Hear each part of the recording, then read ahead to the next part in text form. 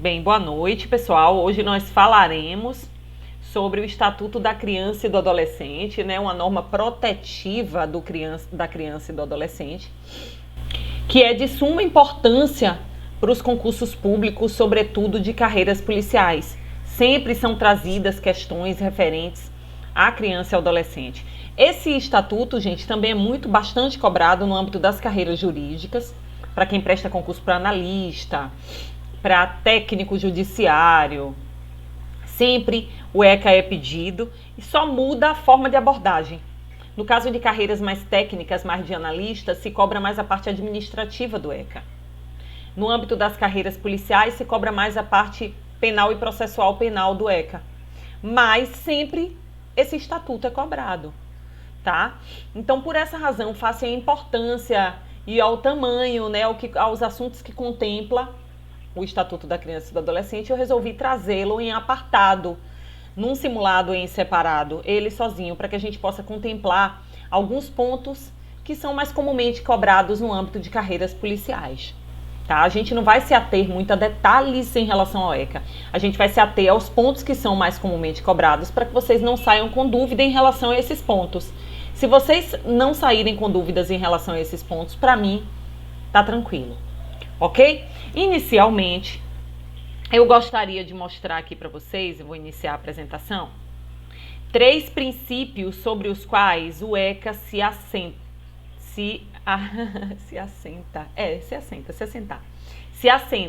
se molda. Olha, o Estatuto da Criança e do Adolescente, gente, eu trago só uma introdução, como eu gosto de trazer no início da nossa aula, tá? Ele tem como fundamento constitucional o artigo 227 da Constituição, tá?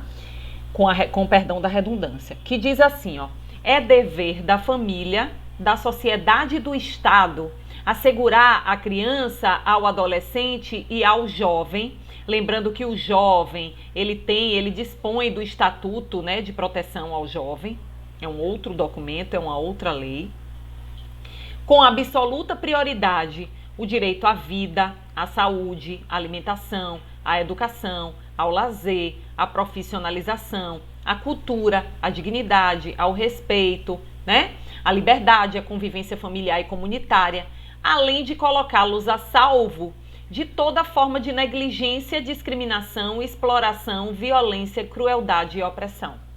Então, essa foi a norma constitucional, gente, prevista no artigo 227, que deu embasamento, deu fundamento à aprovação do ECA, do Estatuto da Criança e do Adolescente, tá?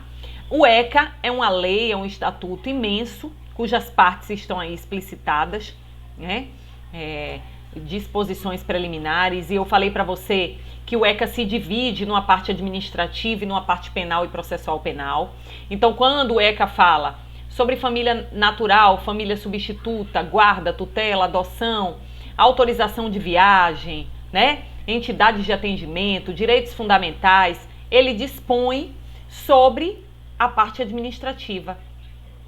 Quando ele fala sobre medidas de proteção, prática de ato infracional, medidas socioeducativas, medidas pertinentes aos pais ou responsável, atribuições do conselho tutelar, acesso à justiça, procedimentos, ele dispõe sobre o viés da criança e do adolescente enquanto praticantes de atos infracionais.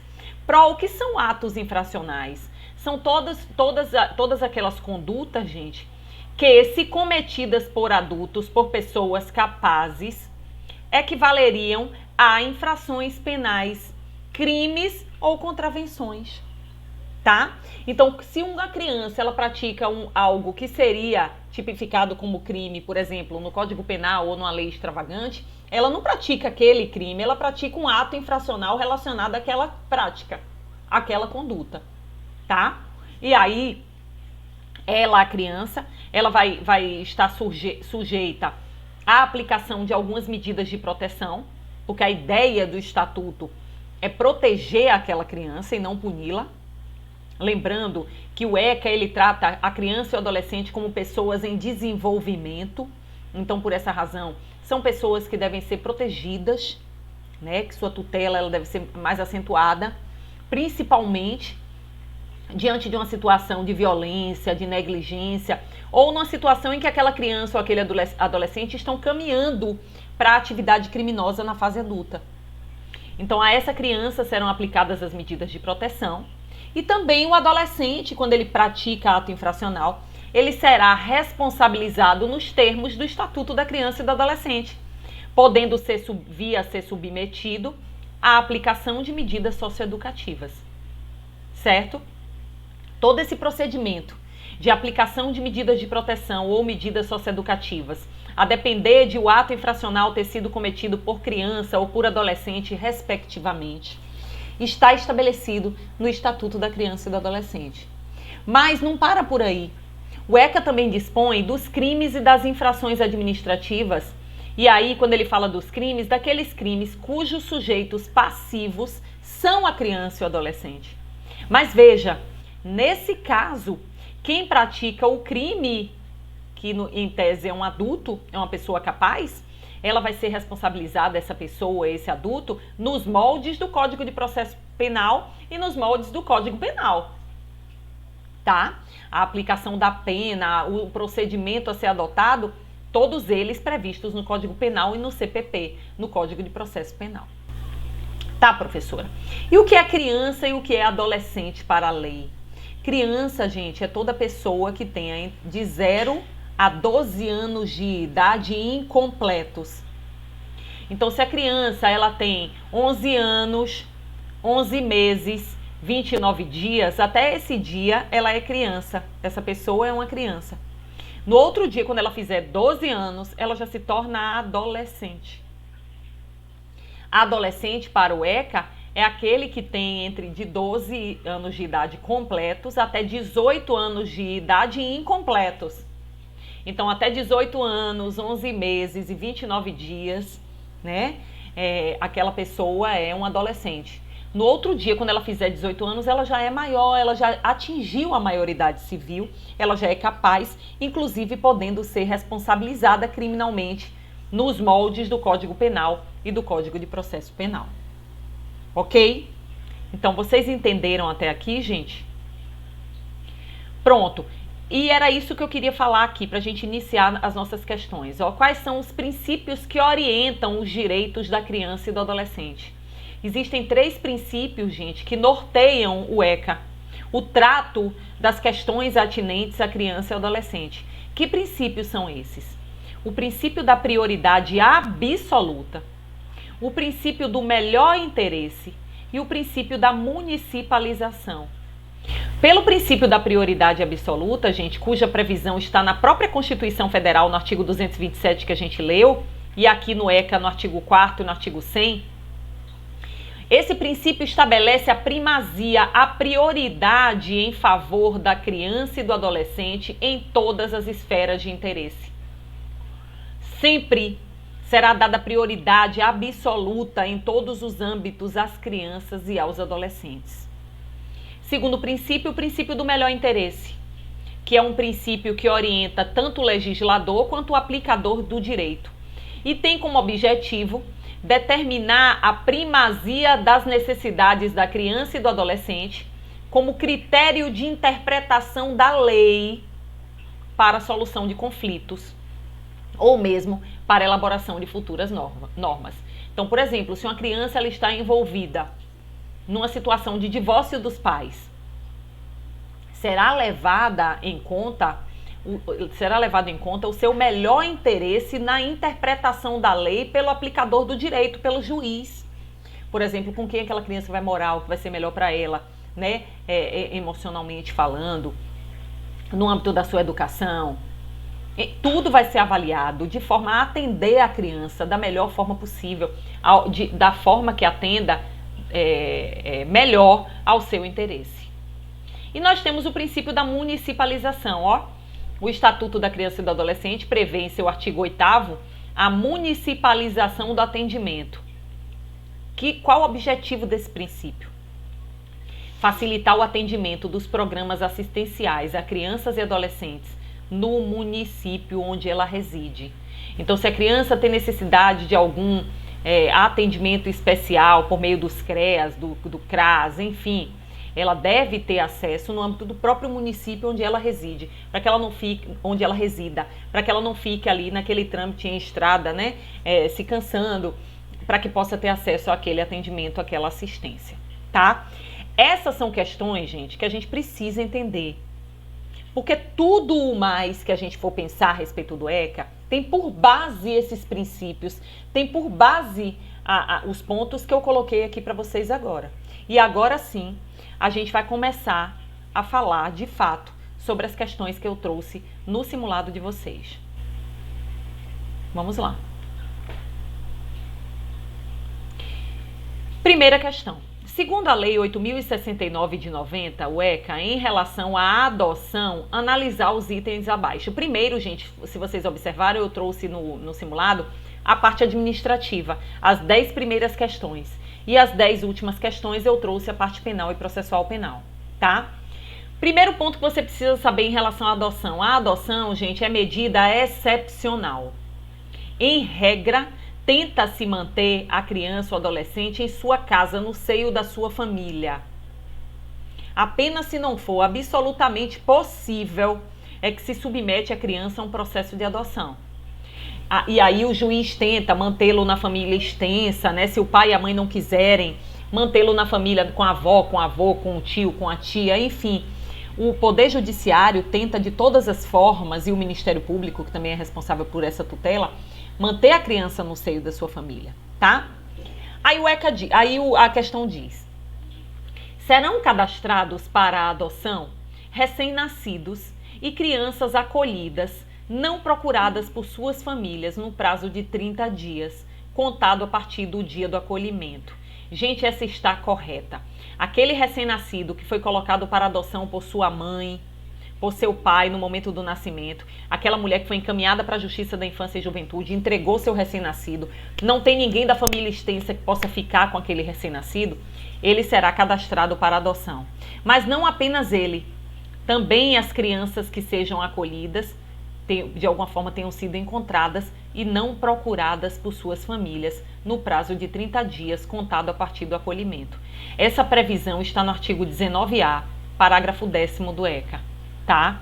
Nesse caso, essa é verdadeira. Segunda questão. Pessoas jurídicas podem apadrinhar a criança ou adolescente a fim de colaborar para o seu desenvolvimento. Gente, aqui está contemplada a figura dos padrinhos, do apadrinhamento previsto pelo ECA. E realmente esse apadrinhamento, gente, ele pode ser realizado por pessoas jurídicas e essas pessoas jurídicas se responsabilizarem a título de colaboração para o desenvolvimento daquela criança ou daquele adolescente. Então, estão corretos os itens 1 e 2. Letra A, portanto, é a correta. E aí eu trago o apadrinhamento para que a gente dê uma olhada, ó. A criança e o adolescente que estiverem em programa de acolhimento institucional ou familiar poderão participar de programa de apadrinhamento. O apadrinhamento, gente, ele consiste em estabelecer e proporcionar à criança e ao adolescente vínculos externos à instituição onde ele vive para fins de convivência familiar e comunitária e colaboração com seu desenvolvimento social, moral, físico, cognitivo, educacional e financeiro. Então ele sai daquele âmbito, por exemplo, da entidade de assistência, né, que cuida dele enquanto ele vem a ser adotado. E aí aqueles padrinhos, eles podem colaborar, eles colaboram socialmente, moralmente, fisicamente e proporcionam a essa criança e adolescente um vínculo externo àquela instituição, um vínculo familiar, um vínculo comunitário. Mas apadrinhamento não se confunde com adoção, são coisas diferentes, tá? Podem ser padrinhos ou madrinhas, pessoas maiores de 18 anos, que não estejam inscritas para a adoção, porque na realidade os padrinhos eles não estão ali sendo padrinhos, colaborando, porque eles têm o interesse em adotar criança alguma. Eles têm apenas o interesse em colaborar com aquelas crianças que vivem em entidades de acolhimento. E pessoas jurídicas também podem apadrinhar a criança ou adolescente a fim de colaborar com o seu desenvolvimento. Tá? Portanto, letra A é a correta da primeira questão. Logo, logo a gente volta para falar de adoção. Segunda questão. Acerca do ECA, julgue o item. Considere a seguinte situação hipotética.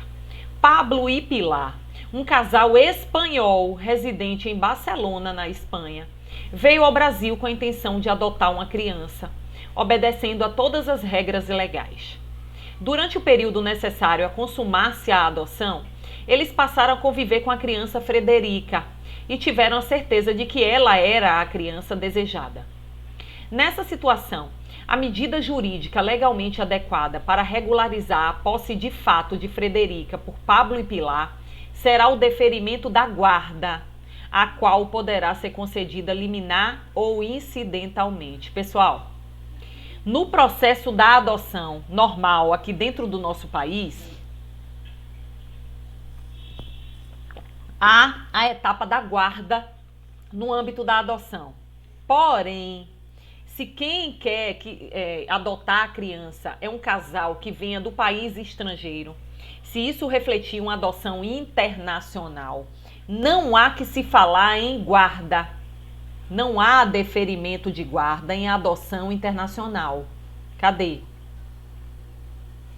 Em caso de adoção por pessoa ou casal, aqui ó, artigo 33, parágrafo 3º. Em caso de adoção por pessoa ou casal residente ou domiciliado fora do país, como é o caso aqui, os dois são espanhóis e moram em Barcelona, na Espanha, o estágio de convivência será de no mínimo 30 dias e no máximo 45 dias, prorrogável por até igual período, uma única vez, mediante decisão fundamentada da autoridade judiciária. Então, o que é que vai acontecer nessa situação, gente? Aquele casal que reside fora do país e que vai levar essa criança para fora do país, ele não vai levar essa criança e ficar por um período aquela criança sob a guarda deles lá fora, não. Até porque a criança pode sumir com esse casal, né? Não vai poder haver essa assistência de perto. O que acontece nesse caso, gente, é um estágio de convivência aqui no Brasil. O ECA diz de preferência no município onde aquela criança vive, pelo prazo de no mínimo 30 dias e no máximo 45 dias, podendo ser prorrogável uma vez por igual período, tá? Então não há que se falar em deferimento de guarda no caso de adoção internacional. Portanto, essa questão 2 está incorreta, tá? E aí eu trago alguns pontos da adoção. Ó, gente, como eu disse, a adoção ela é medida excepcional. Em regra, busca-se manter aquela criança no seio familiar. Além disso, a adoção ela é irrevogável. Quem é que concede a adoção, professor? O juiz. O juiz. Não existe mais o que existia antes, há um tempo atrás, que a gente chamava de adoção à brasileira. O que é isso, Pro? Aquela situação, por exemplo, de uma empregada doméstica que vivia na casa dos patrões. Ela engravidou, ela não quer aquele bebê. Ela falava para a patroa assim, adote meu filho. Registre com seu esposo como pai e mãe, por favor, cuide dele, né? Aí essa patroa e esse patrão iam no cartório e registravam o filho da empregada deles, né? Hoje isso não é mais possível, gente. A adoção à brasileira é proibida no Brasil. O que acontece hoje é a adoção por meio de sentença judicial. E essa sentença, gente, ela é irrevogável. O juiz não pode me conceder a adoção de uma criança ou de um adolescente. E eu, depois de um tempo, dizer assim, ó, não quero mais não, que nada. Essa criança, esse adolescente não dão para viver comigo não, eu quero devolver. Não pode. A adoção, ela é irrevogável. Tá? Ela é irrevogável. Também é vedada a adoção por procuração. A adoção tem caráter personalíssimo. Eu tenho que ir pessoalmente buscar a adoção, participar dos trâmites da adoção. Eu não posso pedir que alguém faça por mim. Tá? Em caso de conflitos de interesses conflitos entre direitos e interesses do adotando e de outras pessoas, inclusive os pais biológicos daquela criança ou adolescente, devem prevalecer os direitos e interesses do adotando. Sempre, gente, a criança ou adolescente sempre será beneficiada face ao princípio do melhor interesse, ao princípio da prioridade absoluta que a gente acabou de falar. Ainda que os seus interesses colidam, entrem em conflito em relação aos seus pais biológicos, prevalecerão os direitos e interesses da criança ou do adolescente que estiverem postos para adoção. O adotando, gente, aquele que vai ser adotado, deve contar com no máximo 18 anos a data do pedido. Então, para que um adolescente ele seja adotado, ele tem que ser até no máximo 18 anos. Porque quando ele faz 18 anos, gente, ele já se torna plenamente capaz. Então, supostamente, ele não precisa de nenhum representante legal, de ninguém que o represente nos atos da vida civil. A adoção, ela atribui a condição de filho ao adotado, desliga aquele filho adotado de qualquer vínculo com pais e parentes biológicos. Qualquer pessoa maior de 18 anos pode adotar, independentemente do estado civil. Então, se eu sou solteira, tenho 19 anos, eu sou maior de 18, eu já posso adotar uma criança sozinha. Tá? O ECA permite isso. Só que, se eu for avó dessa criança, eu não posso adotar. Se eu for irmã dessa criança, eu não posso adotar. Por quê? Porque o ECA veda. O ECA diz assim, ó, não podem adotar os ascendentes e os irmãos do adotado. Professora, você pode adotar em conjunto com outra pessoa uma criança? Posso. Ó, a adoção conjunta. Nesse caso, o ECA diz que é indispensável que os adotantes sejam casados civilmente ou tenham união estável, comprovada a estabilidade da família. Claro, né, gente? Essa criança, ela vai ser adotada, ela tem que ter um mínimo de equilíbrio, de estabilidade para que ela possa se desenvolver. E mais, o adotante deverá ser pelo menos 16 anos mais velho que o adotado. Então, se eu fosse adotar com 19 anos de idade, a criança, no mínimo, que eu poderia adotar, a idade da criança era de no mínimo 3 anos. Porque tem que haver uma diferença de idade entre mim e essa criança de 16 anos. O STJ defendeu recentemente, gente, que ele pode ser dispensada essa diferença de idade, face ao interesse da criança em ser adotada. Certo? É importante que você saiba que já há entendimento jurisprudencial em relação a isso. Essa decisão saiu na semana passada, tem poucos dias. Então a questão 2 está incorreta. Vamos em frente. 3. Segundo o Estatuto da Criança e do Adolescente, para alguém poder adotar, deve ser, acabamos de falar, ó, pelo menos 16 anos mais velho que o adotado. Letra B de bola é a correta. E aí eu trouxe artigo 42, parágrafo 3º do ECA, que diz que o adotante há de ser pelo menos 16 anos mais velho que o adotando. E trouxe o entendimento da STJ, que eu acabei de falar para vocês, ó, que está no informativo número 658. O STJ tem posicionamento no sentido de que a diferença etária mínima de 16 anos entre o adotante e o adotado é requisito legal para a adoção, que pode ser flexibilizado à luz do princípio da socioafetividade. Tá vendo? Então, aquele que está adotando, ele tem uma relação já de afeto com aquela criança, já existe entre eles, né, essa relação socioafetiva. Pode ser flexibilizada essa diferença de idade por quem está adotando, essa diferença de 16 anos. Questão 4. A quem devem ser comunicados os casos de suspeita de maus tratos contra criança? Pessoal, quem cuida dos interesses da criança são o representante legal daquela criança e, fora dos representantes legais, o conselho tutelar. Sempre que houver suspeita, que houver constatação de que aquela criança está sofrendo violência, maus tratos, negligência, deve o conselho tutelar ser comunicado. Ele é o órgão responsável, inclusive, pela aplicação de medidas aos pais daquela criança. Ele pode colocar os pais da criança para tratamento psicológico, para tratamento toxicológico, no caso desses pais usarem drogas, né? É o conselho tutelar, o órgão responsável por essa proteção. Isso está lá, ó, no artigo 13 do ECA, que diz assim: os casos de suspeita ou confirmação de castigo físico, de tratamento cruel ou degradante e de maus tratos contra criança ou adolescente serão obrigatoriamente comunicados ao conselho tutelar da respectiva localidade, sem prejuízo de outras providências legais. Então, por exemplo, se a criança estiver na escola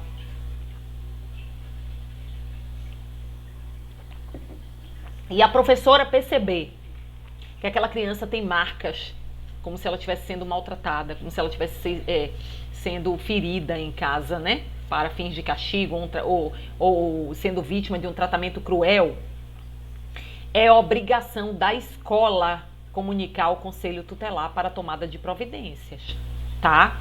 Isso independentemente de outras providências legais, ok? Mas o conselho tutelar, ele é o órgão administrativo responsável por essa proteção.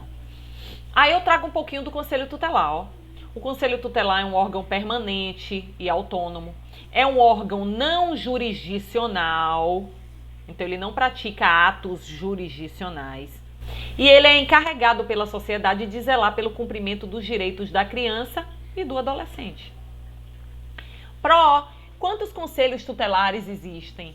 Olhe, o ECA diz que em cada município e em cada região administrativa do Distrito Federal, as chamadas cidades satélites, né, que são regiões administrativas, não são municípios, haverá no mínimo um conselho tutelar, como órgão integrante da administração pública local. Então, em cada município há no mínimo um conselho tutelar, certo? Esse conselho tutelar é composto de 5 membros, escolhidos pela própria população, para um mandato de 4 anos, permitida uma recondução. Ele pode ficar 4 mais 4. Eles são eleitos, gente, pela própria população. O membro do conselho tutelar, ele deve ter reconhecida idoneidade moral, ter idade superior a 20 anos e residir no município onde o conselho se localiza. E aí eu trago as atribuições do conselho. Dentre elas, atender crianças e adolescentes, atender e aconselhar pais ou responsáveis, tá? Promover a execução de suas decisões, podendo requisitar serviço público na área de saúde para cuidar daquela criança, na área da educação, encaminhar a autoridade judiciária aos casos de sua competência. O que o conselho não puder fazer, só o juiz puder, por exemplo, o conselho entendeu que ali é a situação que a criança deve ser retirada da sua família, do poder familiar, né, do pai e da mãe. Ele tem que comunicar ao judiciário para que o judiciário observe e possa decidir no âmbito do processo instaurado, tá? Tem que comunicar também, ó, ao Ministério Público para efeito dessas ações de perda ou suspensão do poder familiar. Comunica ao MP, o MP dá entrada no processo e a autoridade judiciária decide, tá? Mas inicialmente a relação é com o próprio conselho tutelar. Alguma dúvida, pessoal? Questão 5. Assinale a alternativa que contém o instituto que obriga a prestação de assistência material e educacional à criança e ao adolescente, inclusive conferindo ao seu detentor o direito de opor-se a terceiros e aos pais. Gente, aqui está o Instituto da Guarda. A guarda, ela traz a obrigação àquele que detém a guarda de prestar assistência material, moral e educacional à criança ou adolescente. Só que, em contrapartida, como a guarda traz essa obrigação de prestar assistência à criança ou adolescente, ela dá ao detentor da guarda o poder, né, sobre aquela criança ou adolescente, até o direito de se opor a terceiros ou aos pais biológicos sobre decisões tomadas a respeito daquela criança ou daquele adolescente, tá? E aí eu trouxe a guarda aqui, ó. Aqui a guarda. A guarda obriga a prestação da assistência material, moral e educacional à criança. Destina-se a regularizar a posse de fato. Ela pode ser deferida no procedimento de tutela ou adoção, exceto no de adoção por estrangeiro. Tá vendo o que eu falei para você? Quando o casal for de fora, de outro país, ele não haverá guarda. Confere à criança e ao adolescente a condição de dependente daquele que detém a guarda. E, salvo determinação judicial, não impede o direito de visita pelos pais, certo? Então, durante o período da guarda, os pais podem vir a visitar aquela criança, aquele adolescente. A guarda é revogável a qualquer tempo, mediante ato judicial, ouvido o Ministério Público. Portanto, a questão 5 diz respeito à guarda, cuja presença está na letra D de dado. E aí eu trago o conceito de tutela. A tutela, gente, ela é deferida à pessoa de até 18 anos incompletos. Por meio da tutela, gente, o tutor vai representar aquela criança ou aquele adolescente para todos os fins. Só que a tutela, ela só vai poder ser deferida, só vai poder ser concedida pelo juiz se houver uma prévia decretação da perda ou suspensão do poder familiar, ou seja, o juiz decretou que os pais daquela criança perderam o poder familiar sobre aquela criança. Um exemplo, não vão poder mais exercer o poder familiar sobre aquela criança. O tutor é que vai se responsabilizar por essa criança. Ou uma hipótese de suspensão. Fica suspenso o poder familiar do pai e da mãe sobre essa criança enquanto eles se tratam de uma dependência toxicológica, por exemplo. Enquanto eles estiverem lá se tratando e esse poder familiar estiver suspenso, o tutor é quem vai responder por essa criança. A tutela, gente, traz necessariamente o dever de guarda. Então, o tutor, além de representar essa criança, esse adolescente para todos os fins, ele é obrigado a manter essa criança, a dar assistência financeira, moral, educacional. Ok? Mas aí ele pode se opor a terceiros, ele tem direito sobre aquela criança. Entenderam? Alguma dúvida, pessoal? Vamos em frente. Questão 6. Sim. Agora, essa tutela, no caso do adolescente, da criança, ter alguma coisa de bens ou dinheiro no nome dele, essa pessoa que está com a guarda, ela também vai ficar tutelando, né? Você falou de tutela, vai ficar tutelando os bens dessa criança? Fran, se ela tiver apenas a guarda, não. Por isso que ela vai ter que requerer a tutela. Antes, ela vai ter, nesse caso, se ela for administrar os bens dessa criança, representar esses bens. Por exemplo, a criança precisa que a escola dela seja paga. Ela tem a herança dos pais, não tem nenhum outro ente da família que possa ficar com aquela criança. Pronto. Aquela criança está num processo de adoção ou num processo de guarda. Aquela pessoa, ela vai requerer a tutela daquela criança para que possa representá-la enquanto, dura esse processo de adoção. Vamos lá. E aí, muitas das vezes, quem é o tutor e quem tem o poder de guarda, o dever de guarda concedido pelo juiz, é quem acaba sendo o adotante. Normalmente o juiz concede essa tutela, a depender da lista lá dos cadastrados para adoção. Ou pode ser uma pessoa que já conhecia essa criança, já tinha um certo vínculo, era amigo da família, enfim, e o juiz dá prioridade a essa pessoa face ao melhor interesse da criança, pela criança já conhecê-lo. Mas o fato é, o tutor representa aquela criança diante dos seus bens. O que tem apenas a guarda, não. O que tem a guarda, ele vai prestar assistência a essa criança e ele vai ter direitos de se opor em relação aos interesses daquela criança frente a outras pessoas, inclusive aos próprios pais. Mas o tutor representa. É ele quem vai e dá a última palavra em relação àquela criança, inclusive judicialmente. Entendeu? Entendi, sim. É porque há pouco tempo, eu vi um filme na Netflix, só que não era criança, era idoso. Que a moça ficava atrás de descobrir idosos de família rica para ela poder cuidar do idoso e, de certa forma, levar algum benefício de cuidar do patrimônio, entendeu? Sabe qual é a diferença? Em relação ao idoso, como ele já é maior, se trata de assistência. Se esse idoso, ele não tiver na plenitude do exercício dos seus direitos civis, na plenitude da sua capacidade. Entende? Se ele for, por exemplo, relativamente capaz, ele consegue tomar determinadas decisões, mas outras já não consegue. Por exemplo, se ele está no processo de Alzheimer, aí vai ter que ter alguém que o assista. É diferente. Tutela é quando aquela pessoa é absolutamente incapaz. A diferença entre representação e tutela é essa. A assistência e tutela, a representação e tutela. Entendeu? Entendeu? Entendi, sim. Sim. Pronto. Então vamos em frente. Questão 6. Para os efeitos do ECA, considera-se criança a pessoa até 12 anos incompletos e adolescente aquela entre 12 e 18 anos de idade. letra D de dado, gente. Essa tranquilinha, né? Tá lá no artigo 2º e diz, inclusive, o parágrafo único do artigo 2º, que nos casos expressos em lei, aplica-se excepcionalmente este estatuto às pessoas entre 18 e 21 anos de idade. Por quê, Pro? Gente, há um tempo atrás, a nossa maioridade civil, ela era obtida, ela era alcançada aos 21 anos. Então, por essa razão, o ECA, à época, se era aplicado a essas pessoas que tinham até 21 anos.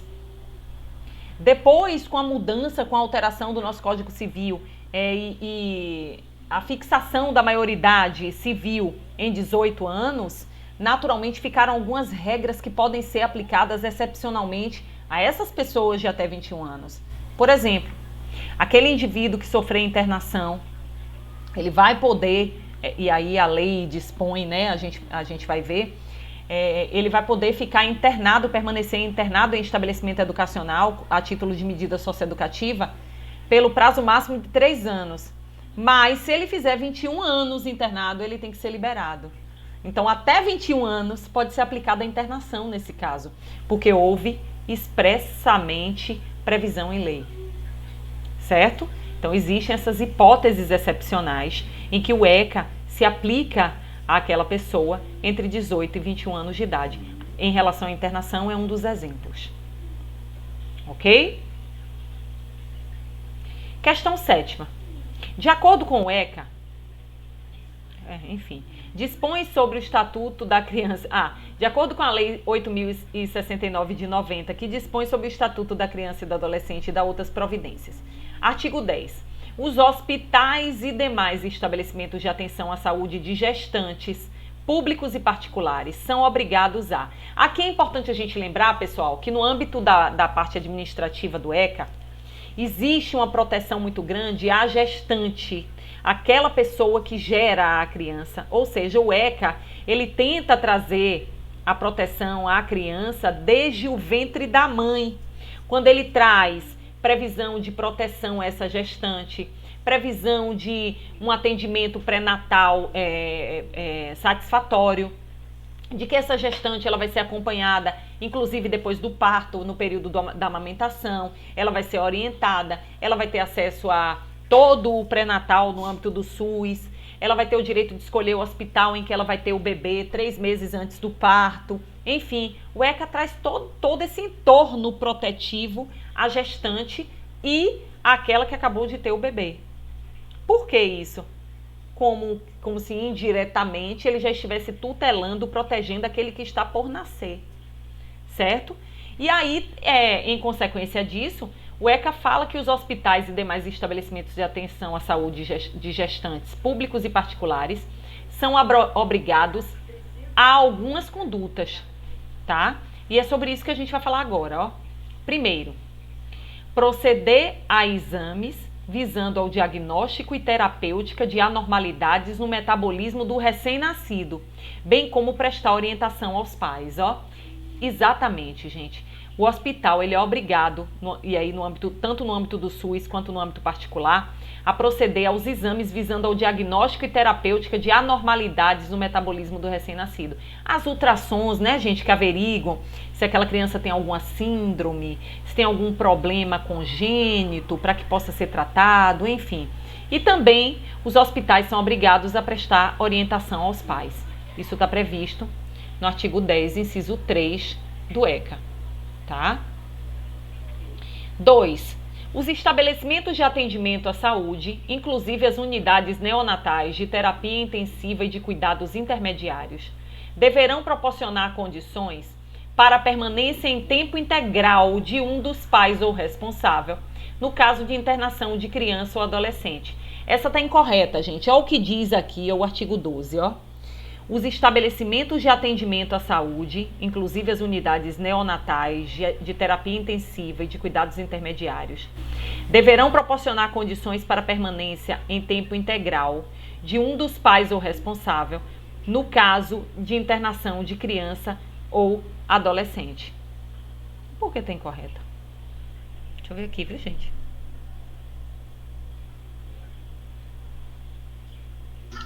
Porque ela não faz parte do artigo 10. Ah, Pronto, exatamente, exatamente. É isso aí, porque ela está falando nos moldes do artigo 10. Veja que maldade, viu, gente? Veja que maldade. Então, Tem até um artigo que fala, mas também só fala da mãe, não fala do pai. Perfeito, perfeito. Então, nesse caso, é importante que a gente saiba que ela só está incorreta porque a questão 7, ela se refere ao artigo 10º do ECA, tá? Porque senão ela estaria correta, está corretíssima. Aquele estabelecimento de atendimento à saúde, inclusive as UTIs neonatais, tem que proporcionar condições para que um dos pais ou o responsável por aquela criança ou aquele adolescente permaneçam em tempo integral com aquela criança ou adolescente. Embora, gente, pelo menos no âmbito privado, isso não se cumpra muito não, viu?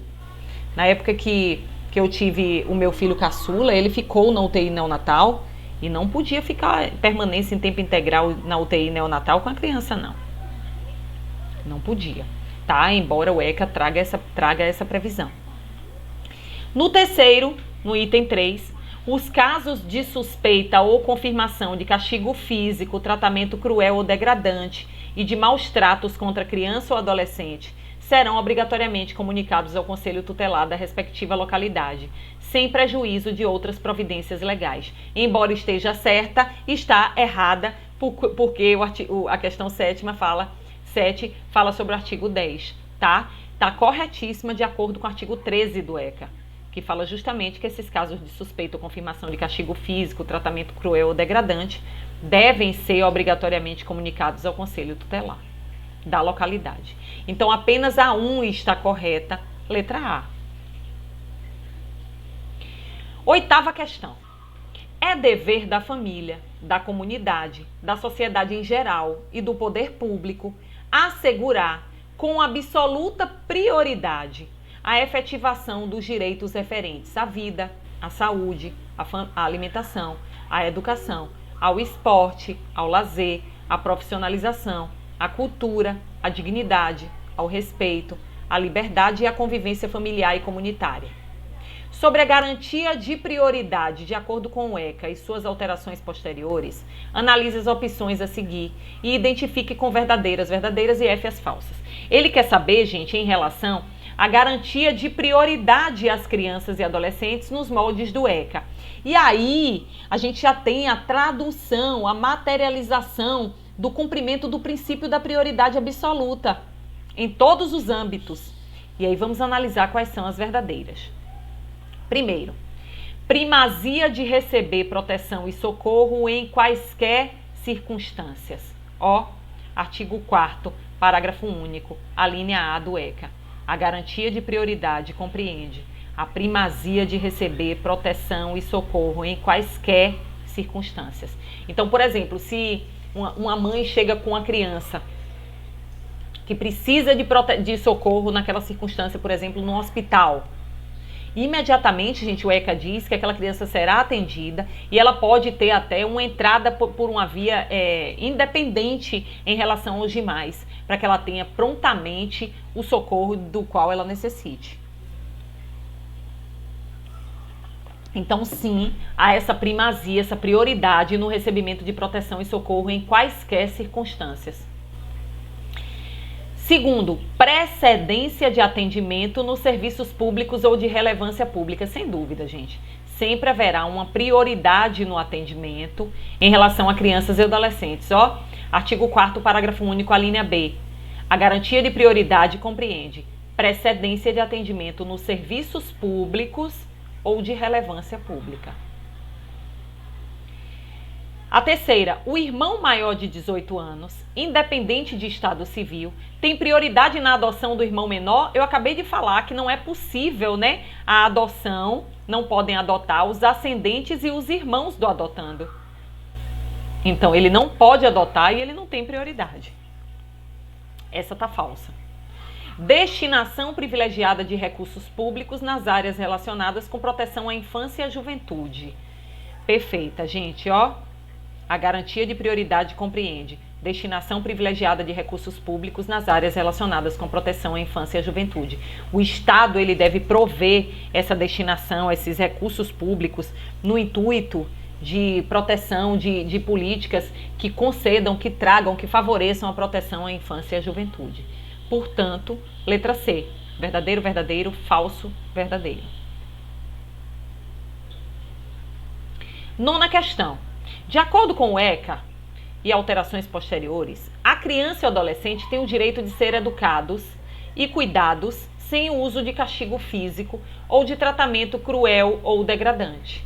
Sobre o tratamento cruel ou degradante, analise as assertivas e identifique com V as verdadeiras e F as falsas.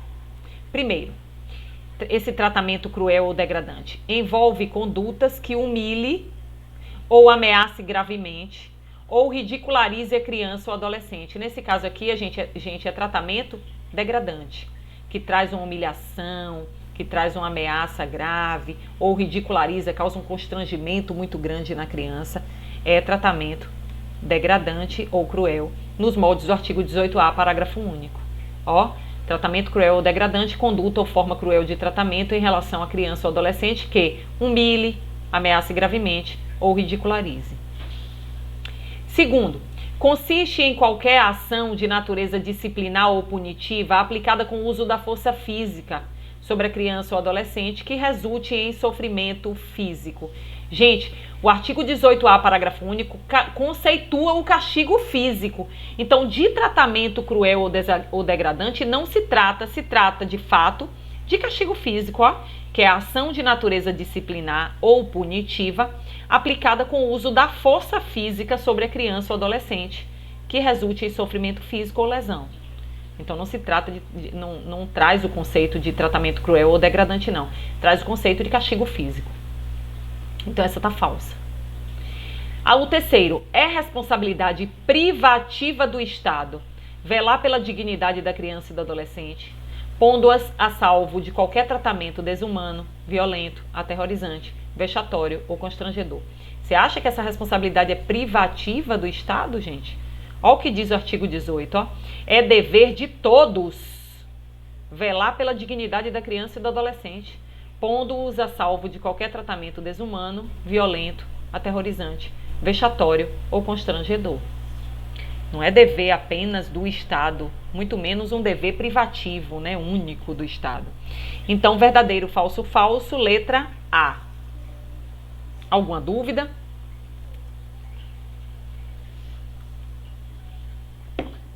Décima questão.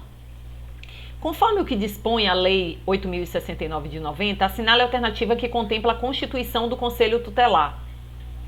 Letra A. Em cada município haverá no mínimo um Conselho Tutelar, certo? Composto de 5 membros, certo? Escolhido pela comunidade local, não, pela população do município, para mandato de 4 anos, tá? Então tá errada essa.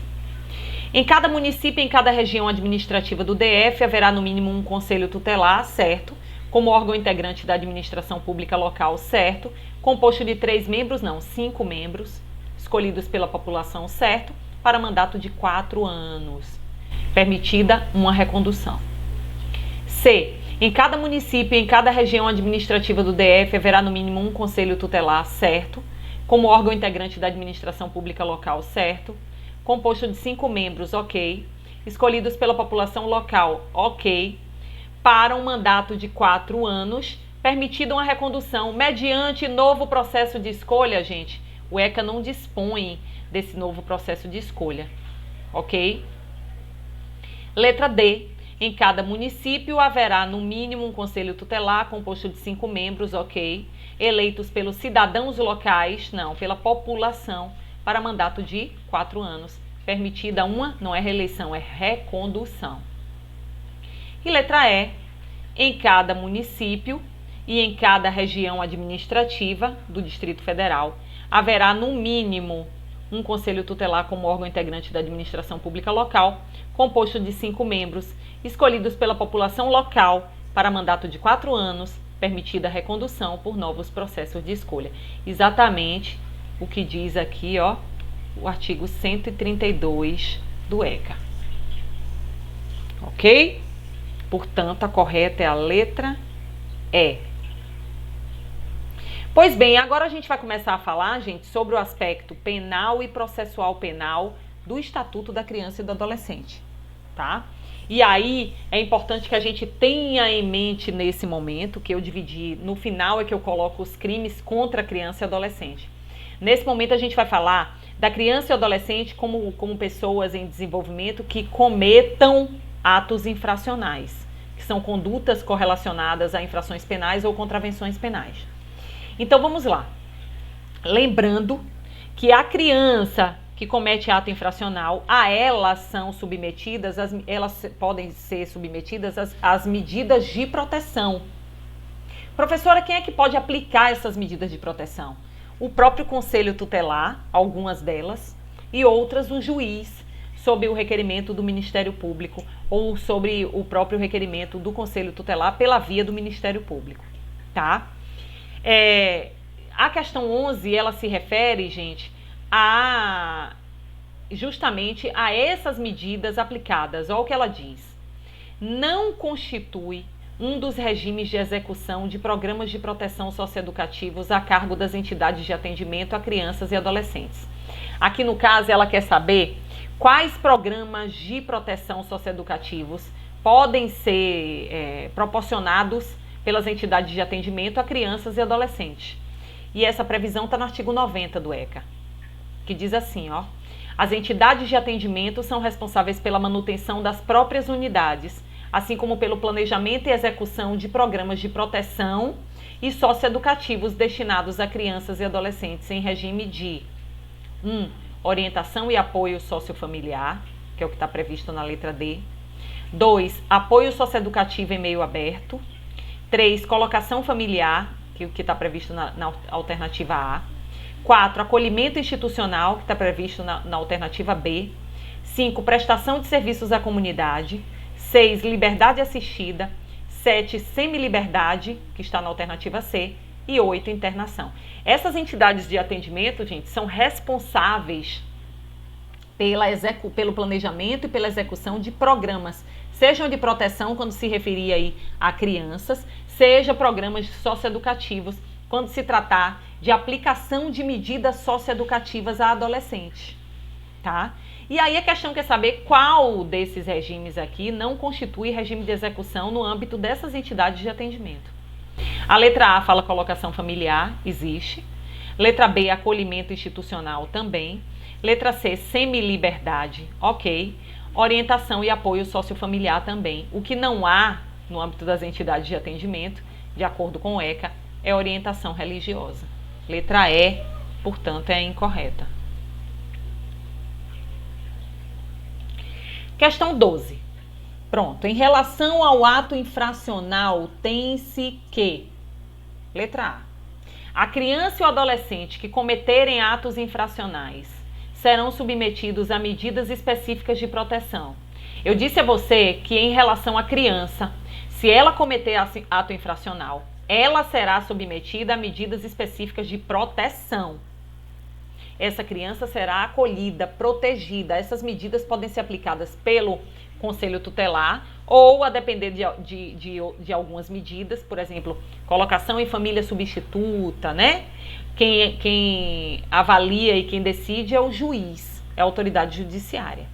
Se o adolescente ele cometer ato infracional, gente, a ele serão aplicadas as medidas socioeducativas. Ah, professora, mas dentre as medidas socioeducativas estão as medidas de proteção. Não importa. O que importa é que você entende que, embora essas medidas de proteção estejam lá dentro do rol de medidas socioeducativas, ao adolescente que pratica ato infracional são aplicadas as medidas socioeducativas, tá? Então, essa letra A está incorreta. Letra B. Não se pode elaborar boletim de ocorrência circunstanciado em caso de ato infracional sem violência ou grave ameaça à pessoa. Gente, se o adolescente ele cometer ato infracional sem violência ou grave ameaça à pessoa, o que se lavra no âmbito da delegacia especializada é justamente o boletim de ocorrência circunstanciado, o BOC. Já vou mostrar um mapinha mental para vocês sobre esse procedimento aí, tá? Rapidinho. Letra C. Então, se elabora sim o BOC. Cadê? Deixa eu ver onde é que tá isso. Aqui, ó. Artigo 173. Em caso de flagrante de ato infracional cometido mediante violência ou grave ameaça à pessoa, a autoridade policial deverá lavrar auto de apreensão. Aí o parágrafo único diz: nas demais hipóteses de flagrante, ou seja, sem violência ou grave ameaça, a lavratura do auto poderá ser substituída por boletim de ocorrência circunstanciado, tá vendo? Então pode sim ser elaborado o BOC em caso de ato infracional sem violência ou grave ameaça à pessoa. Letra C. Se o ato infracional for cometido mediante violência ou grave ameaça à pessoa, deverá ser lavrado auto de apreensão em flagrante. Perfeito, gente. Tá aqui no 173. Ó, lavrar auto de apreensão. Observe que não é auto de prisão, porque o adolescente ele não sofre pena privativa de liberdade, muito menos prisão em flagrante. É apreensão mesmo. Letra D. O menor apreendido em flagrante de ato infracional poderá ficar na mesma cela destinada ao recolhimento de pessoas maiores, pelo amor de Deus, né, gente? Ó, em caso de não liberação, a autoridade policial encaminhará desde logo o adolescente ou representante ao representante do MP, juntamente com o auto ou o boletim. Cadê?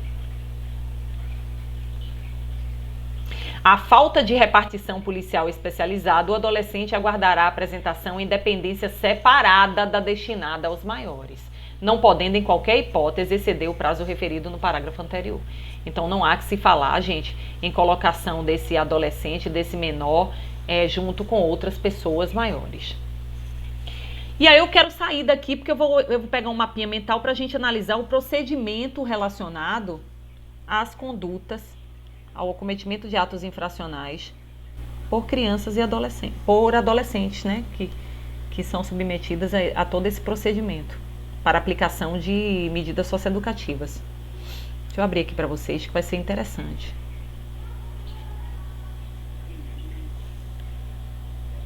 Observe, ó.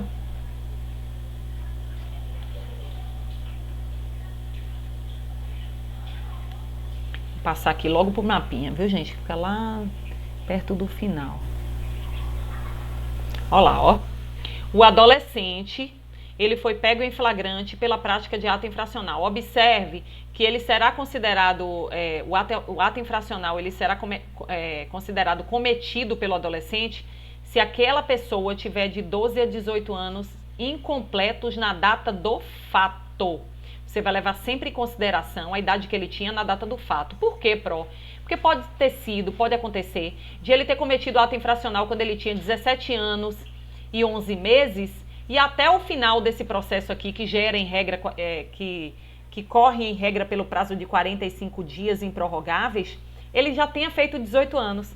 Aí alguém pode dizer, se ele já fez 18 anos, não há que se falar em ECA. Ele vai ser punido nos moldes do Código Penal e do CPP. Não, ele não vai ser punido nos moldes do Código Penal e do CPP, porque ele tinha menos de 18 anos na data do fato. O que importa aqui é a data do fato. Tá? Pronto, ele foi pego em flagrante por ato infracional. Ele pode ser conduzido em compartimento fechado de veículo policial, gente? Pode ser colocado lá na viatura, na parte lá da gaiola, do presídio? Não. O ECA proíbe essa colocação. Inclusive, se esse adolescente ele for levado no âmbito do presídio da viatura policial, a autoridade competente por essa condução indevida, né, ilegal, pode ser responsabilizada nos moldes do ECA lá no âmbito dos crimes, que a gente vai ver daqui a pouquinho. Tá? Esse adolescente é levado para a delegacia especializada diante da autoridade competente. Ali, a autoridade competente deverá comunicar ao juiz e à família daquele adolescente sob sua apreensão, sob pena de cometer crime. Existe também o crime previsto na parte de crimes no final do ECA que a gente vai ter acesso. Pronto. Aqui nesse momento, a autoridade competente, gente, o delegado da especializada, vai verificar se aquele adolescente cometeu o ato infracional com grave ameaça ou violência, ou se aquele ato infracional tem uma natureza leve, não teve ameaça nem violência, não foi mediante cometimento de violência ou grave ameaça. Se o ato infracional ele foi de natureza leve, não teve violência ou grave ameaça, é lavrado o boletim de ocorrência circunstanciado, o BOC. E aí convoca-se os pais e responsáveis para comparecimento. Na realidade, ele já foi comunicado aqui, né, quando o adolescente chegou e a família foi comunicada. Com o comparecimento dos pais ou responsável, aquele menor, aquele adolescente, ele vai ser liberado. Ele vai ser liberado e ele vai assinar um termo de compromisso ao comparecimento ao Ministério Público, ou imediatamente ou no primeiro dia útil seguinte. Por exemplo, se não for possível, se ele foi pego em flagrante, apreendido em flagrante num dia de domingo, ele não vai poder ir direto para o Ministério Público. Aí ele vai ter que assinar esse termo de compromisso. Ou ele assina o termo de compromisso de comparecimento ao MP e aí ele é liberado, ou então ele vai logo, ele comparece logo ao MP e ainda assim ele será liberado. Já se o adolescente ele cometer um ato infracional com grave ameaça ou violência, gente, será lavrado o quê? Auto de apreensão em flagrante. E aqui, ó como o procedimento vai mudar. O delegado, ele vai ouvir as testemunhas e ouvir o adolescente. E aí, em regra, comparecendo os pais ou responsáveis, ele é liberado. E aí, ou ele vai ser conduzido ao MP diretamente, ou ele vai assinar um termo de comparecimento. Ok. Só que, gente, como ele cometeu um ato infracional com grave ameaça ou violência, se esse ato teve uma repercussão e gerou uma comoção pública, por exemplo, ele praticou um ato infracional relacionado a um estupro de uma menor, assim como ele, lá na comunidade que ele vive. O pessoal está em polvorosa, querendo matar esse adolescente. Você acha que ele pode ser liberado?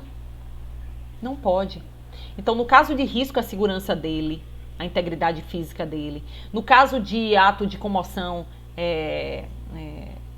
ferimento, né, da ordem pública, o próprio delegado, ele pode requerer ao juiz a internação desse adolescente, a internação provisória dele, até para protegê-lo. Então, existe essa hipótese excepcional em que o adolescente ele pode não vir a ser liberado.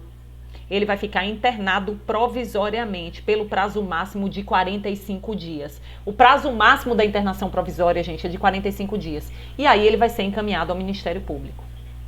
Até aqui, alguma dúvida? Para a gente passar para a fase do MP?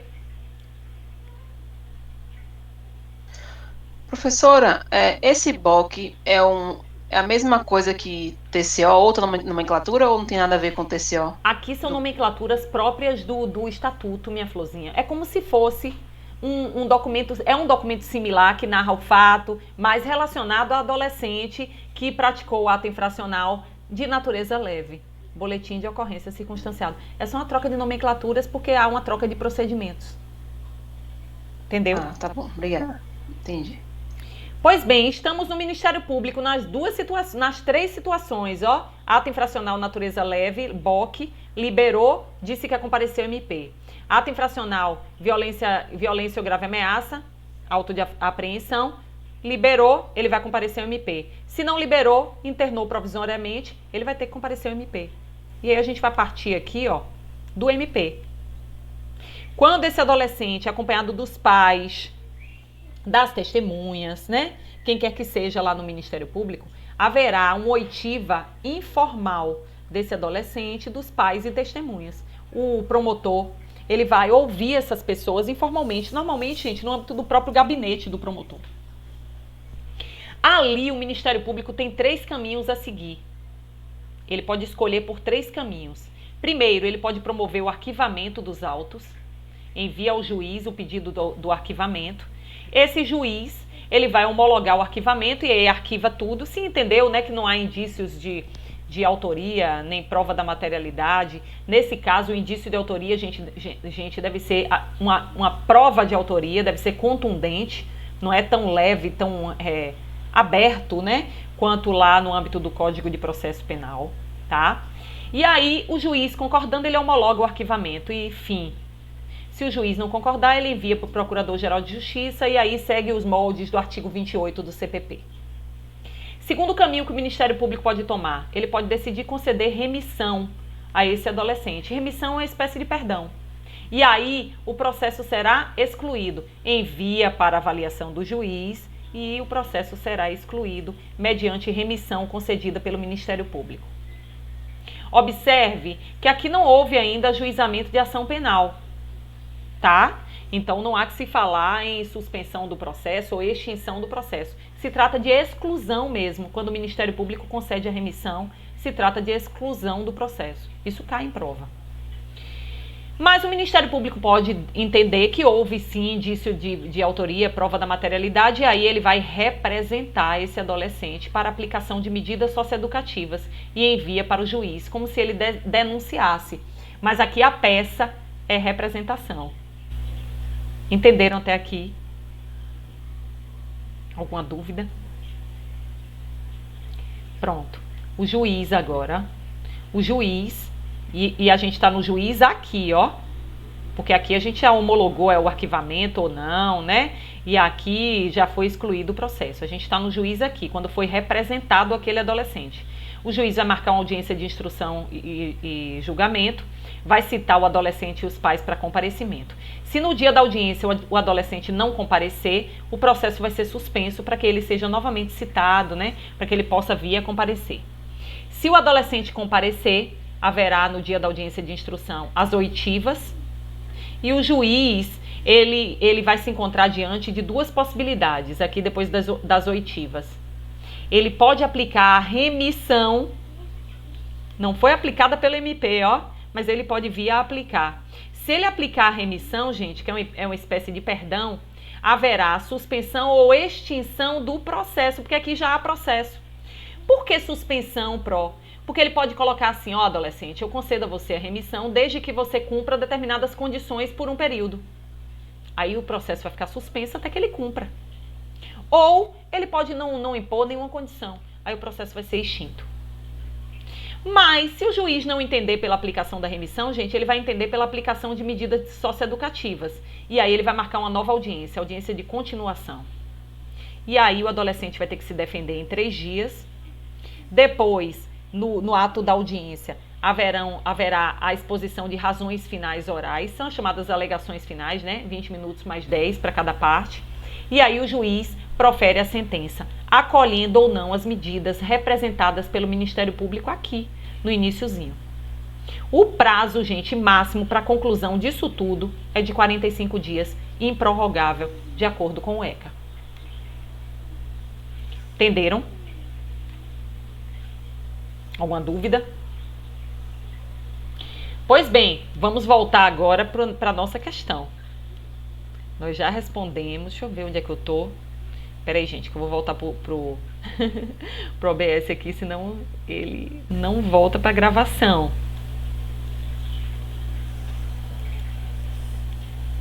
Pronto. Prontinho. Pronto, voltamos. Então, questão 12, letra C, a gente já tinha respondido, eu fui mostrar todo esse procedimento para vocês, tá? Questão 13. De acordo com o Estatuto da Criança e do Adolescente, toda vez que o ato infracional praticado pelo adolescente acarretar prejuízos, ou seja, ocasionar reflexos patrimoniais, havendo possibilidade, o juiz poderá aplicar a medida socioeducativa de... Gente, existe uma medida socioeducativa de obrigação de reparação do dano, que diz respeito justamente às hipóteses em que o adolescente, por meio do ato infracional, ele acarretou prejuízos. Está prevista essa medida lá no artigo 116, que diz assim, ó, em se tratando de ato infracional com reflexos patrimoniais, a autoridade poderá determinar, se for o caso, que o adolescente restitua a coisa. Então, por exemplo, aquele adolescente furtou, né, o colar da vítima. Ele praticou esse ato infracional. Ele vai ter que devolver o colar. Promova o ressarcimento do dano se o adolescente quebrou alguma coisa, né? Ou por outra forma compense o prejuízo da vítima. Aí você pode perguntar, e se ele não tiver dinheiro nem os pais para pagar esse prejuízo?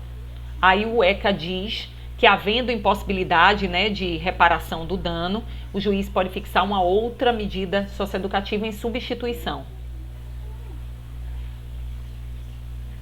Então, gente, letra B, portanto, é a medida socioeducativa a ser aplicada nesse caso. A suspensão que você falou, ele fica suspenso com alguma condição, até ele cumprir determinada coisa. Se ele não cumprir, aí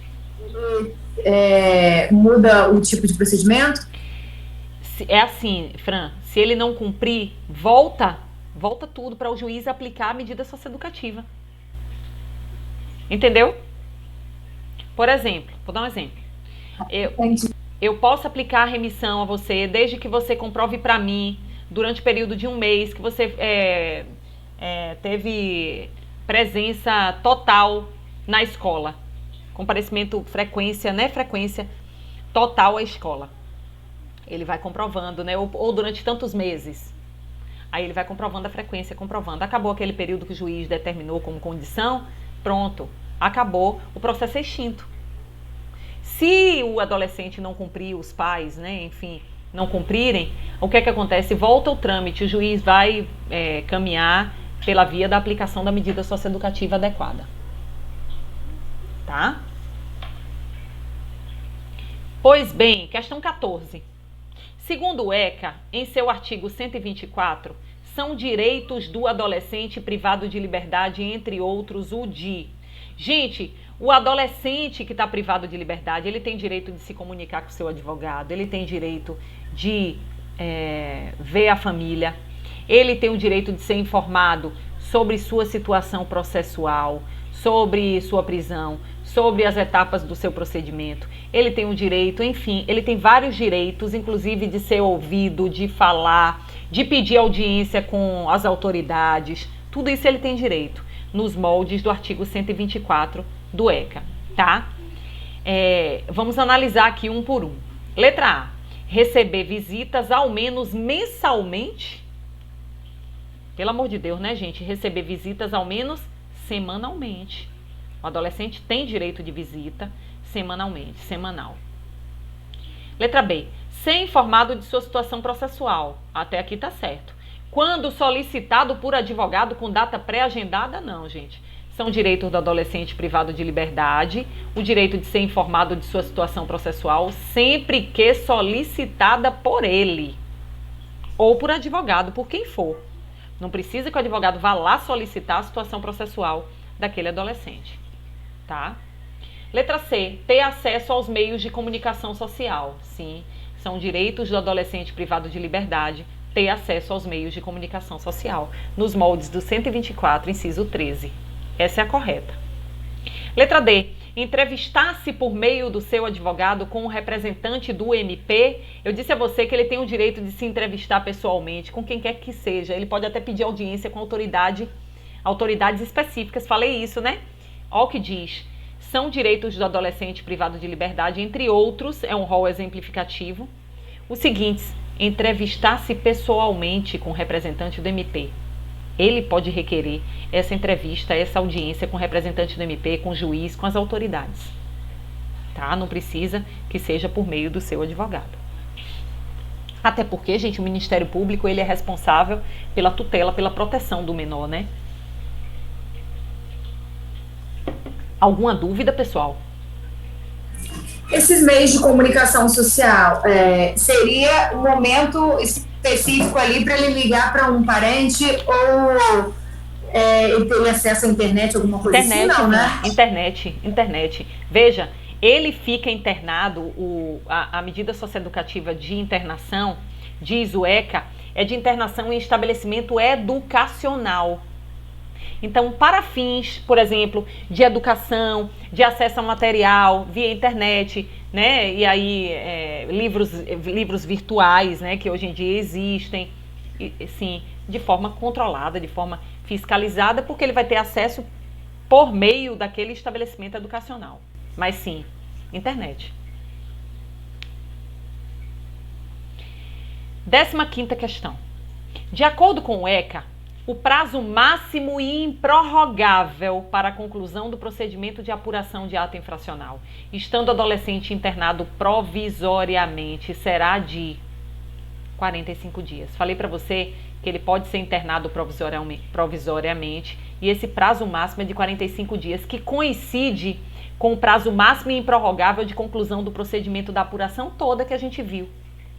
Isso está no artigo 183 do ECA, que diz: o prazo máximo e improrrogável para a conclusão do procedimento, estando o adolescente internado provisoriamente, será de 45 dias. Questão 16. O ECA prevê que, verificada a prática de ato infracional, a autoridade competente poderá aplicar ao adolescente medidas socioeducativas.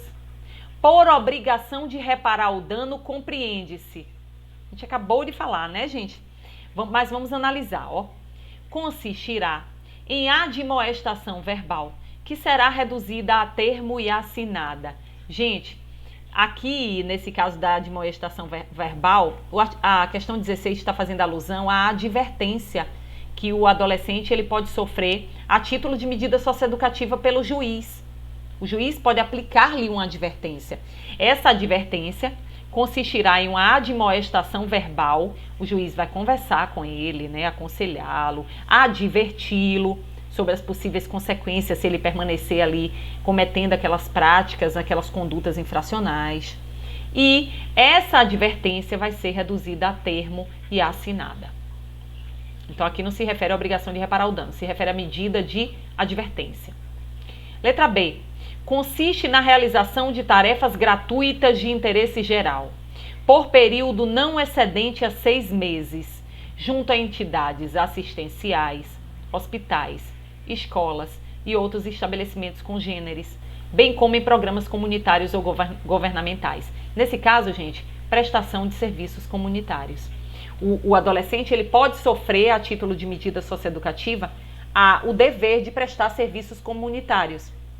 E aí o ECA diz que esses serviços consistem em realização de tarefas gratuitas de interesse geral. Esse adolescente ele poderá prestar esses serviços por período de até 6 meses, não pode exceder 6 meses, junto a entidades assistenciais, hospitais, escolas e outros estabelecimentos. E também pode ser em programa comunitário governamental. Tá? Essa prestação de serviços comunitários não pode atrapalhar a frequência desse adolescente à escola. Então, não diz respeito à obrigação de reparar o dano.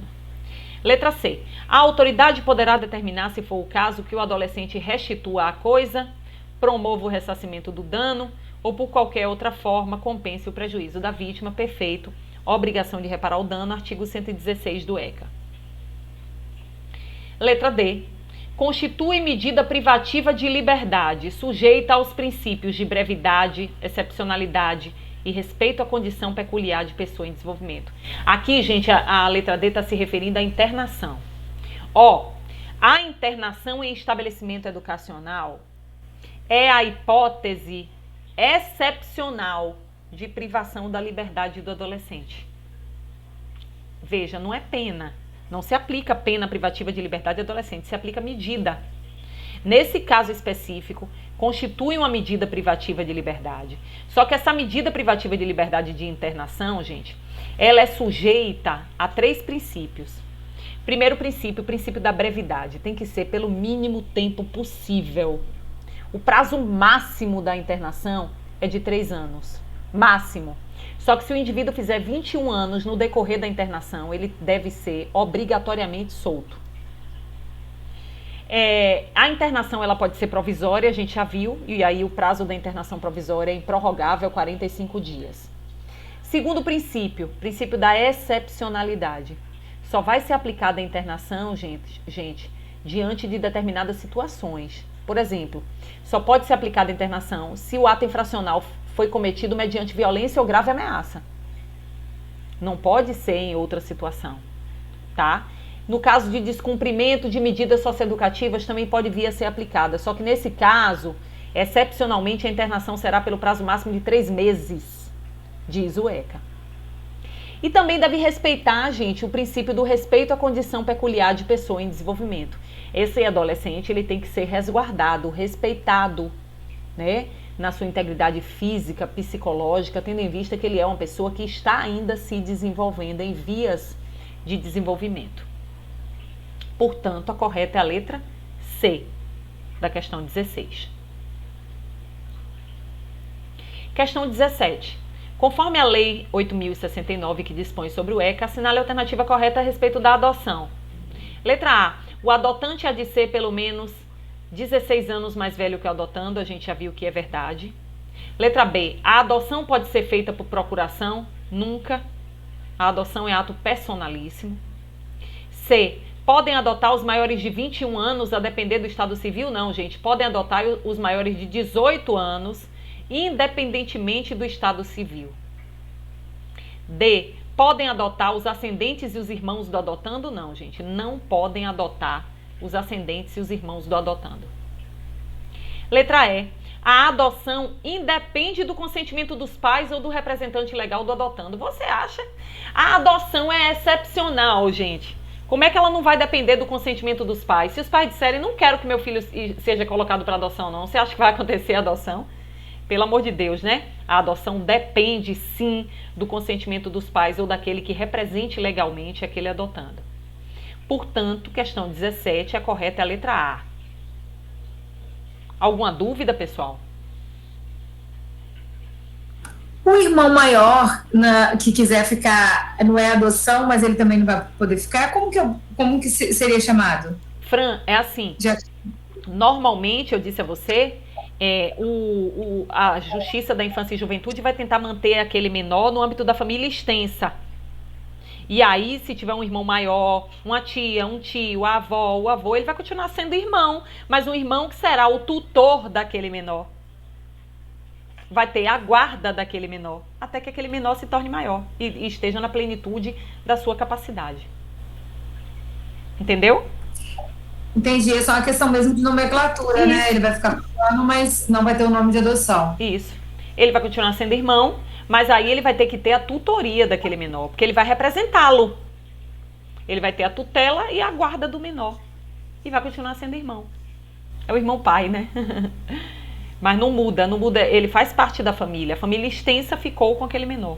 E a intenção da Justiça da Infância e Juventude primordial é essa: manter ou no seio da família, ou na família extensa, né? Daqueles parentes que estão ali no entorno da entidade familiar básica, pai, mãe, filho, irmão. Questão 18. Assinale a alternativa abaixo que corresponde a uma das infrações administrativas previstas no ECA. Ele quer saber qual dessas alternativas aqui diz respeito a uma infração administrativa e não a um crime previsto no ECA. Letra A.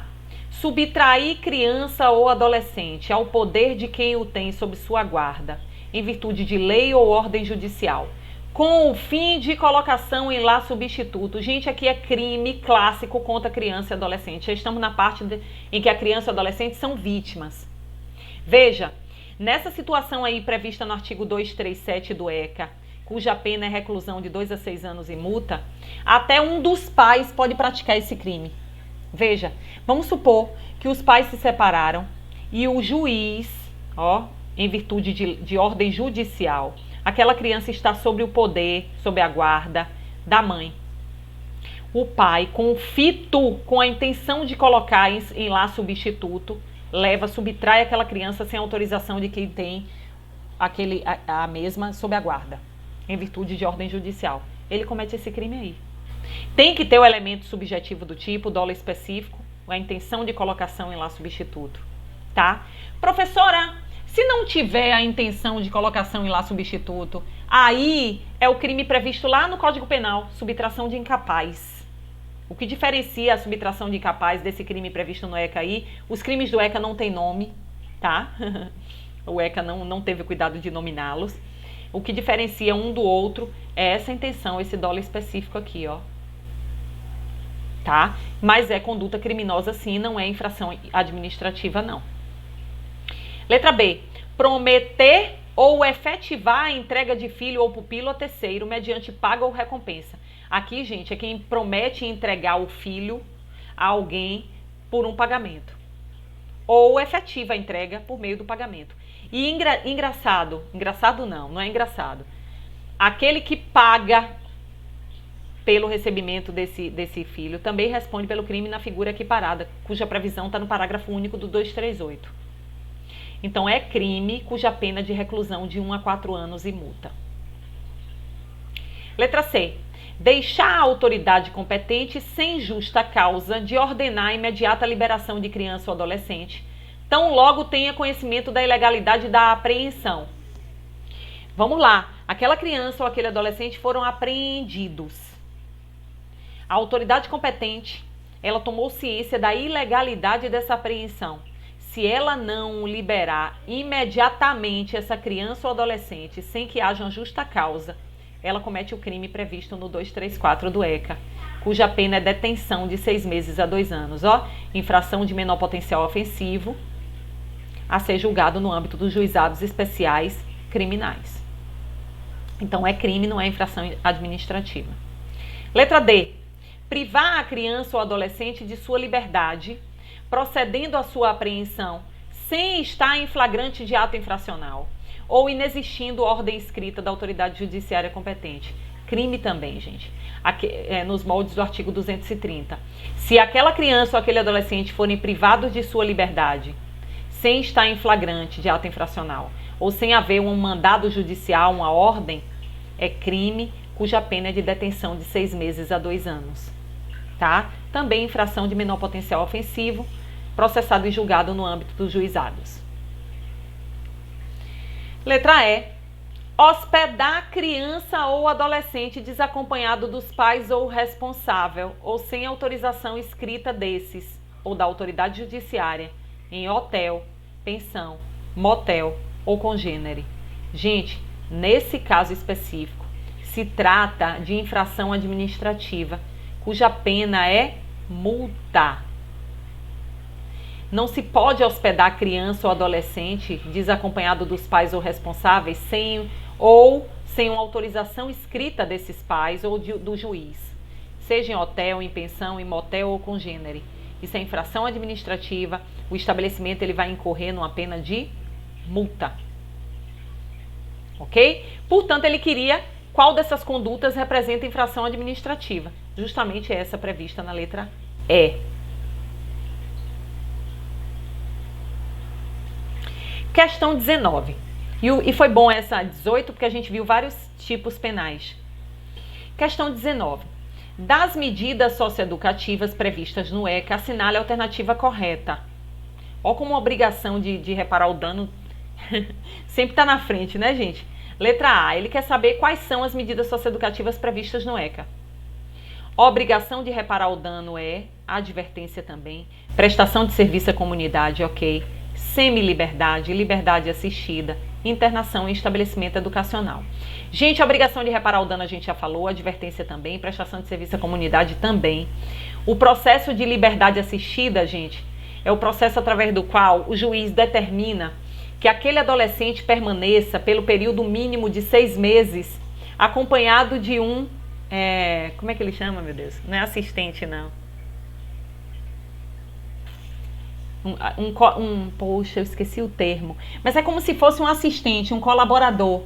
Alguém que vai acompanhar aquele adolescente durante aquele período nos seus afazeres aí da escola, vai tentar inseri-lo numa escola de ensino profissionalizante, vai tentar inserir aquele adolescente num trabalho de aprendizagem, que é permitido, né, a prestação de serviço relacionado à aprendizagem, sempre assistido. E no final esse assistente, ele passa um relatório para o juiz, né, constatando tudo que ele percebeu em relação àquele adolescente, inclusive que ele é considerado apto para continuar a permanecer em liberdade. Já a medida socioeducativa de semi-liberdade, gente, representa em regra uma transição entre a internação e a liberdade total. É um período em que o adolescente ele permanece internado de noite e durante o dia ele sai, ele vai à escola, ele realiza alguma atividade profissionalizante, tá? Ou é um período transitório entre internação e liberdade, ou o juiz pode de pronto determinar essa semi-liberdade, tá? Esse regime misto aí, essa medida mista. Portanto, essa é a correta, ó, justamente o previsto no artigo 112, que elenca as medidas socioeducativas.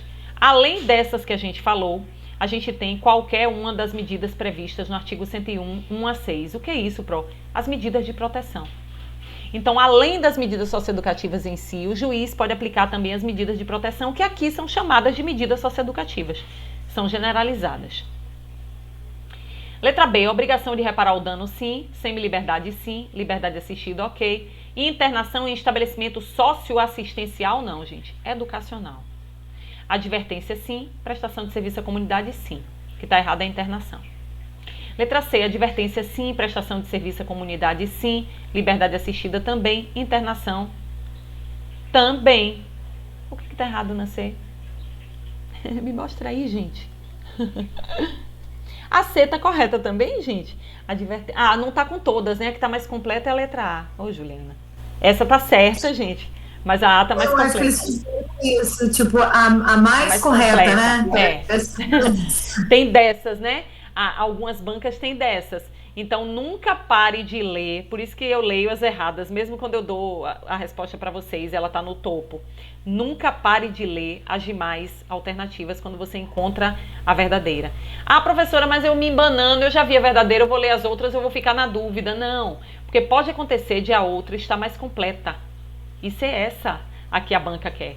Como aconteceu aqui. Advertência é, prestação de serviço à comunidade é, liberdade assistida é, internação é.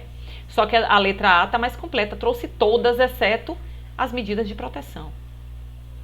Letra D, liberdade assistida é, internação está incompleto, tem que ser em estabelecimento educacional, como fala o ECA.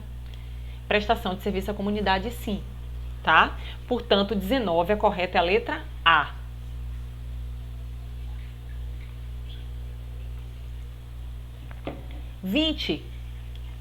O Estatuto da Criança e do Adolescente, em seu título 7, capítulo 1, dispõe sobre crimes praticados contra a criança e adolescente, por ação ou omissão, sem prejuízo do disposto na legislação penal. Assinale a alternativa que apresenta uma ação que não corresponde a um crime, mas sim a uma infração administrativa. Mesma coisa, ó. Letra A. Submeter criança ou adolescente sob sua autoridade, guarda ou vigilância a vexame ou constrangimento. Aqui, gente, se trata de crime próprio. Quem comete o crime é quem tem a criança sob ou adolescente sob autoridade, guarda ou vigilância. E submete essa criança ou esse adolescente a um vexame ou a um constrangimento. Crime previsto no artigo 232, cuja pena é detenção de 6 meses a 2 anos. Também infração de menor potencial ofensivo, julgado no âmbito do GECRIM. Letra B. Vender, fornecer, servir, ministrar ou entregar, ainda que gratuitamente, de qualquer forma, a criança ou adolescente, bebida alcoólica ou sem justa causa, outros produtos cujos componentes possam causar dependência física ou psíquica. É crime, gente. Agora eu quero chamar a sua atenção para uma coisinha aqui que é importante, ó. Esse crime, ele está plenamente ativo, plenamente válido em relação a vender, fornecer, servir, ministrar ou entregar, ainda que gratuitamente, de qualquer forma, a criança ou adolescente bebida alcoólica. Até aqui ele está plenamente aplicável, tá?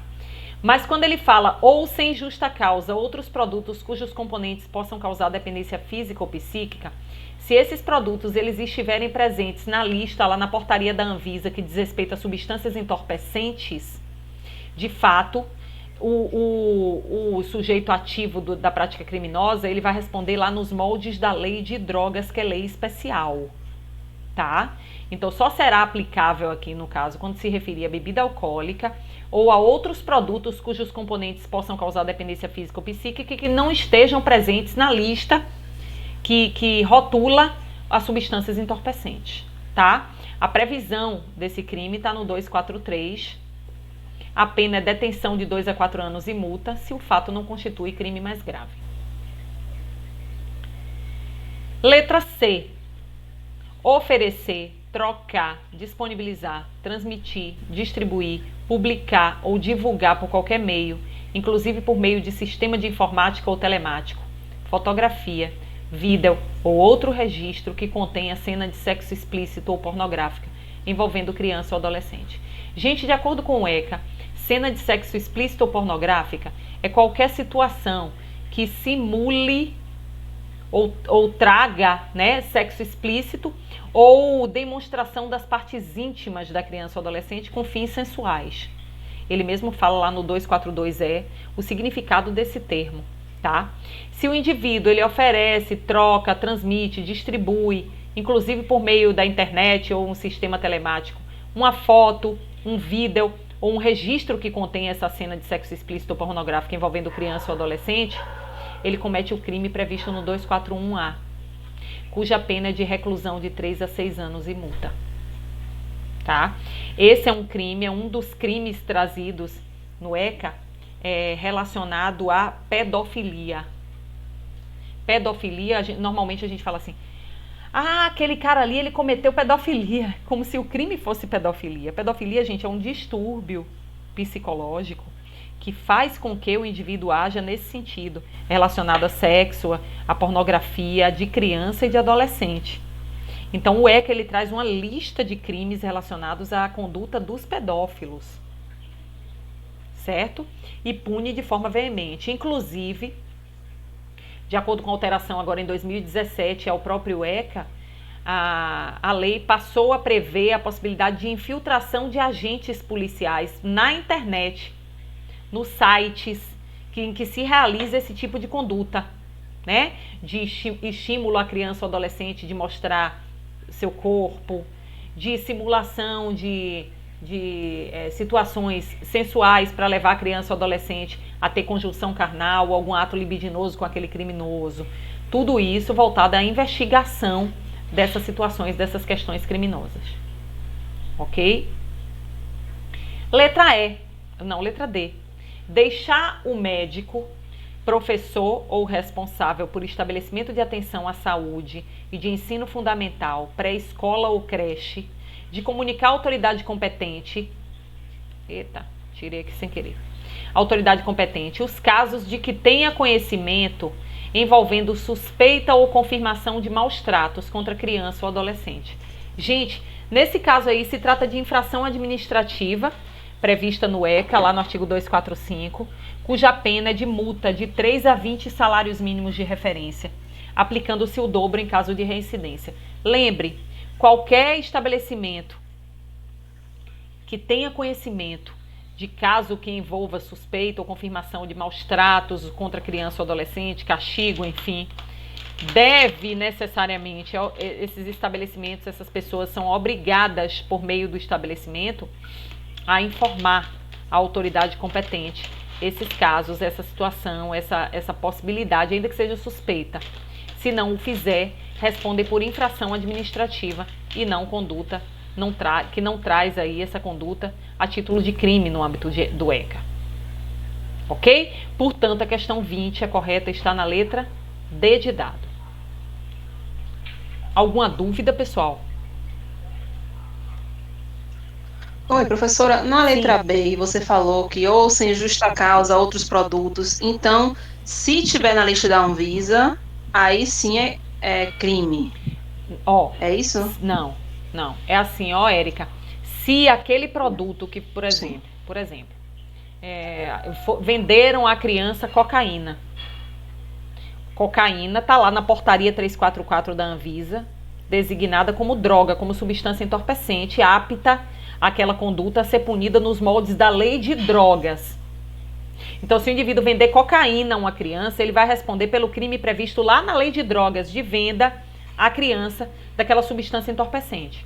Agora, se o indivíduo vendeu, por exemplo, Rivotril à criança, Rivotril, embora traga uma substância que possa causar dependência, não pode um indivíduo fornecer, ainda que gratuitamente, vender a uma criança aquela substância que pode vir a causar dependência. Mas aquela substância, ela não é considerada droga, porque senão ela não poderia nem ser vendida. Se ela estivesse na portaria da Anvisa, seria crime comercializar a droga. Então, por essa razão, será punido pelo ECA. Entendeu? Então, se a substância entorpecente estiver lá na lista da portaria correspondente ao rol que corresponde às drogas, né? Ele responderá nos moldes da lei de drogas. Se não estiver e for uma substância que causa dependência, pelo ECA. O que não pode é a conduta ficar impune. Entendi. Deixa eu mostrar aqui. Mostra aí. Tá miando, né? Coisa linda. É porque eu tô segurando. Coisa linda. Você quer ficar só... É macho ou fêmea? Macho. É Fred. Gente. Que coisa maravilhosa. Fofura, né, Tamires? Aí é pra matar a gente logo, gente, de fofura. Ai, que delícia, gente. Tem quanto tempo? Final de setembro, 5 meses. Ai, gente, que delícia. Obrigada, Érica, por esse presente. Amores, então, nós concluímos a correção sobre nossas questões que se referem ao Estatuto da Criança e do Adolescente, tá? Na próxima aula, é a nossa última aula, a gente vai falar sobre um novo tema relevante. Eu não pensei sobre o tema ainda. Vou, nos próximos dias, enviar o link dessa aula. Eu vou enviar amanhã para o grupo e vou enviar a data da nossa próxima aula para vocês, tá? Vou dar uma olhadinha na minha agenda, como é que ela tá, porque ela tá uma loucura. E já digo a vocês quando é a data da nossa última aula para que vocês também possam se programar. Ok? Alguém tem algo a dizer mais? Algo a considerar, gente? Pronto. Então, agradeço imensamente, pessoal, a presença, a companhia, o carinho. Dentro em breve a gente está junto novamente. Desejo que vocês tenham aí um ótimo resto de semana. Se cuidem, se cuidem, se cuidem. Fiquem bem. Tentem ficar bem, tá? Que Deus abençoe a todos e todas. Breve a gente está junto novamente. Se cuidem, gente. A vacina vai chegar. Vamos esperar. A gente está esperando. Fran, o negócio aqui não está tão acelerado como você está pensando, não. Eu vi você falando lá, viu? Mas vai chegar. Vai chegar. Deus é grande. Ele existe. Breve a gente se encontra de novo. Fiquem com Deus, viu, gente? Beijo. Vou embora.